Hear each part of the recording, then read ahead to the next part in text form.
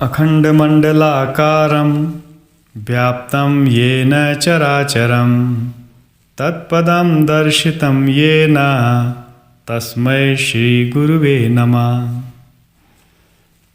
प्रिय आत्मन, आज हम अपने अंतर में छुपे हुए परम आनंद को पाने के मार्ग पे चर्चा करेंगे।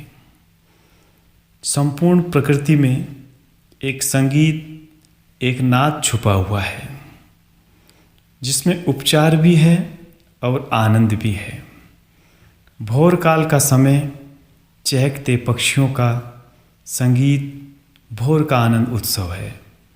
कल कल करते हुए झरने मानो वीणा बजा रहे हैं। हवाओं के मिलन से वृक्ष नृत्य करते मालूम होते हैं। पर्वतों का मौन मानो शांति व दृढ़ता का संदेश दे रहा हो। आकाश से बरसता हुआ पानी मानो जल तरंग का स्वर बिखेर रहा हो। झूमते हुए फूलों से बहती हुई सुगंध अपने भीतर छुपी हुई सुगंध का आभास करा रही है। नाचता हुआ मोर, गाती हुई कोयल उस परमात्मा के आनंद का संदेश दे रही हैं। यदि आप ध्यान से देखें तो चारों तरफ प्रकृति गा रही है, नाच रही है। सावन मास में गगन से मोती रूपी जल बूंदों के गिरने से सूखी धरती हरी भरी हो जाती है, मानो धरा का श्रृंगार हो गया हो। खाली पोखर भी अपने खालीपन से मुक्त होने लगते हैं। यही प्रकृति की अपनी व्यवस्था है। कहीं से लेती है और सर्वत्र लौटा देती है। आश्चर्य, खारे पानी को भी मीठा कर लौटाती है, किंतु मनुष्य को मीठापन में भी खारापन का अनुभव होता है।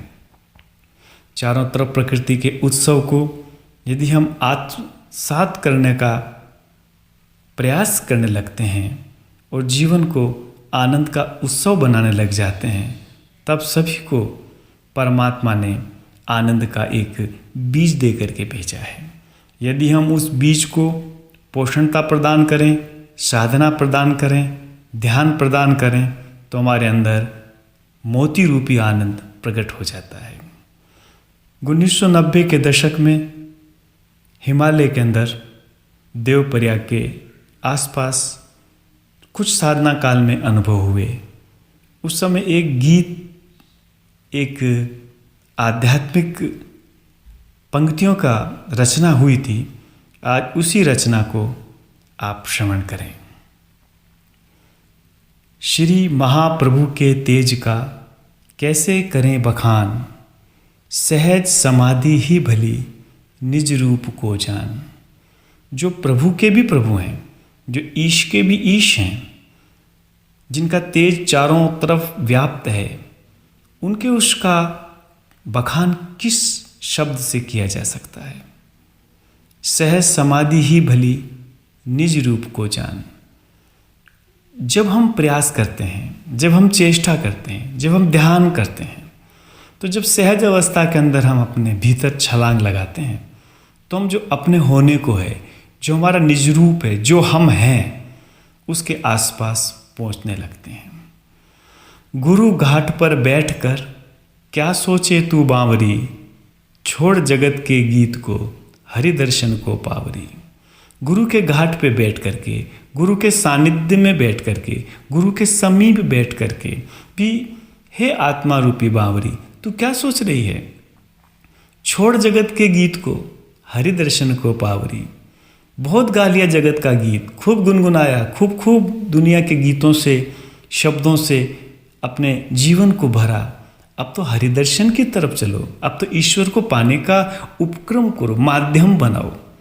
और उस ईश्वर को पाने का एक जो माध्यम है, जो साधन है, भक्ति योग को साध कर अंतर आसन डार, मुरलीधर भीतर बसे वही लगावे पार।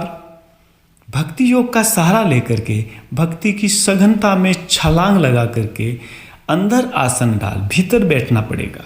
बाहर का आसन तो बहुत लगा लिया, अब भीतर के किसी अंतस्थ कोने में बैठने का प्रयास करें। मुरलीधर भीतर बसे वो ही लगावे पार। और जो श्वासों की मुरली हर क्षण बज रही है, हर क्षण उस परमात्मा का स्वर भीतर उमग रहा है, वही पार लगाने वाले हैं।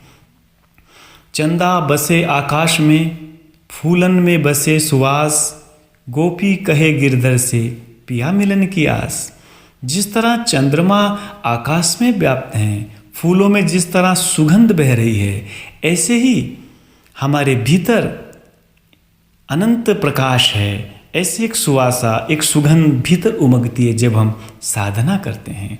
गोपी कहे गिरधर से, गोपी अर्थात आत्मा, जीवात्मा, गिरधर अर्थात परमात्मा।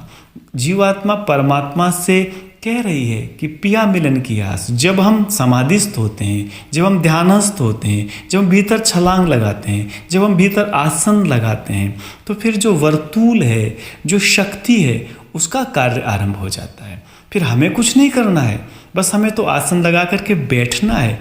फिर जो करना है उस परमात्मा को ही करना है। चित्त शक्ति का खेल है, जी भर कर तू खेल, पूर्ण मुक्तानंद से यही करावे मेल। जो पूर्ण है, जो अनंत है, जो असमित है, उससे मिलने के लिए जो सर्वत्र चित्त शक्ति का जो क्रीड़ा चल रही है, ये सारा जगत चित्त शक्ति के विलास से भरा हुआ है। चित्ती शक्ति का ही प्रभाव चारों तरफ है। चित्ती शक्ति के प्रभाव से सूरज, चांद, सितारे टिके हुए हैं। उस चित्त शक्ति के खेल में हमें भी रमण करना चाहिए, खेलना चाहिए। और जब चित्त शक्ति के साथ साधक रमण करता है, उस समय लगे पाँख आनंद के, आत्म उड़तो जाए, अद्भुत रूप निखार कर ब्रह्म समाधि पाए। फिर जब हम चित्त शक्ति में निपुणता के साथ उतर जाते हैं, फिर चित्त शक्ति अपना काम करती है। उसके खेल के अंदर फिर पंख लग जाते हैं और फिर लगे पाँख आनंद के, आत्म उड़तो जाए। फिर आत्मा एक बावलापन, एक अनुपमता, एक अद्भुतता, एक विराटता के अंदर हम लोग जुड़ जाते हैं। फिर ऐसा लगता है कि हम हल्के हो गए, हमारे पंख लग गए, हम उस मुक्त गगन में उड़ने जैसे हो गए और सहज में ही एक समाधि प्रकट हो जाती है। फिर सागर लहरों से भरा, क्या सोचे तू बावरी, अंतर गोता मार ले, मोती आनंद पावरी। और फिर जब ध्यान की गहराई में जब हम उतरते हैं और उस गहराई के अंदर जब हम भीतर डुबकी लगाते हैं, यदि किनारे पे रहेंगे, देखते रहेंगे, तो हम पा ना सकेंगे। सिर्फ हम चर्चा करते रहेंगे ध्यान की तो उपलब्ध नहीं हो सकेंगे। हमें छलांग लगानी होगी। सागर लहरों से भरा, क्या सोचे तू बावरी। मन में तो बहुत विचारों की लहरें चल रही हैं, मन में बहुत सारे भाव चल रहे हैं, मन में तरंग चल रही है। उस मन से जब हम अचेतन मन की तरफ कूद पड़ेंगे, डुबकी लगा लेंगे, गहराई को नापने की कोशिश करेंगे, तो ध्यान की अवस्था में आनंद रूपी मोती हमारे हाथ आ जाएगा। और गुरु तत्व को जानकर ज्ञानी भय अनेक, कृष्णानंद की टेक है, आत्म तत्व है एक। गुरु के पास पाकर के, गुरु का सानिध्य पाकर के, गुरु का साथ पाकर के, गुरु के स्पर्श से, गुरु के शब्द से, गुरु के शक्तिपात से, गुरु के दृष्टिपात से अनेक अनेक अज्ञानी ज्ञानी हो गए हैं। और कृष्णानंद की टेक है, आत्म तत्व है एक।